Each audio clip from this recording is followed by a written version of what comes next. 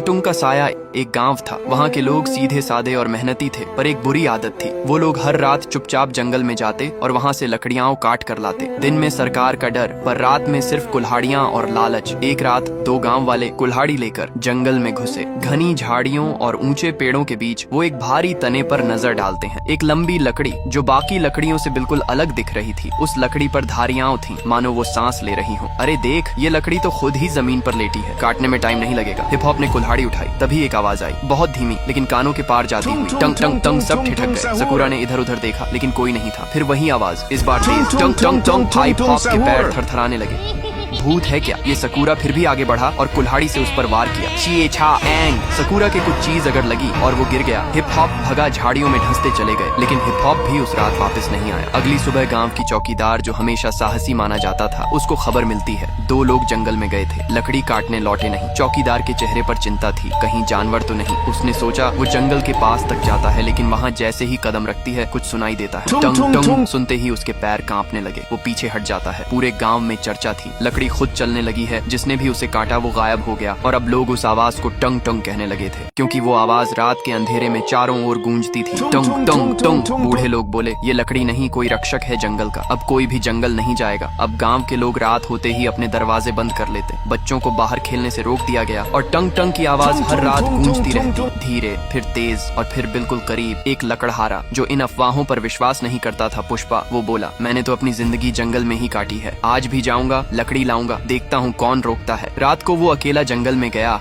और कुछ घंटों बाद उसकी चीख सुनाई दी, बचाओ, ये कोई लकड़ी नहीं, ये जिंदा है। फिर उसका कुछ पता नहीं चलता। चौकीदार ने अब ठान लिया था, ये सिर्फ कोई अफवाह नहीं, कुछ है वहाँ, कुछ ऐसा जो हम इंसानों को रोकना चाहता है। वो बुजुर्गों के पास जाती है। एक बूढ़े बाबा कहते हैं, वो लकड़ी नहीं, जंगल का राजा है। टंग टंग न वो आदमी है, न जानवर, न भूत है, न देवता, वो जंगल की आत्मा है। जब भी किसी ने जंगल को नुकसान पहुँचाया, वो टुंग टुंग बनकर लौटा। चौकीदार अकेली जंगल के पास खड़ा था। हवा तेज हो रही थी, पेड़ हिल रहे थे, और फिर वही आवाज, टंग टंग। झाड़ियों के बीच से वो आकृति सामने आई, लकड़ी का बना एक इंसानी आकार, बिल्कुल सख्त, पर आंखें जल रही थी। चौकीदार की सांस रुक गई। वो देख रहा था जंगल के रक्षक को, लकड़ी के राजा टंग टंग को। टंग टंग कुछ नहीं बोला, सिर्फ एक बार जोर से गूंजा, टंग टंग, और जंगल की जमीन कांप उठी। पुष्पा भागा नहीं, लेकिन उसकी आंखों में पहली बार डर नहीं। सवाल था, क्या ये राक्षस है या रक्षक? ये वीडियो फ्री फायर को टैग करो पार्ट 2 के लिए।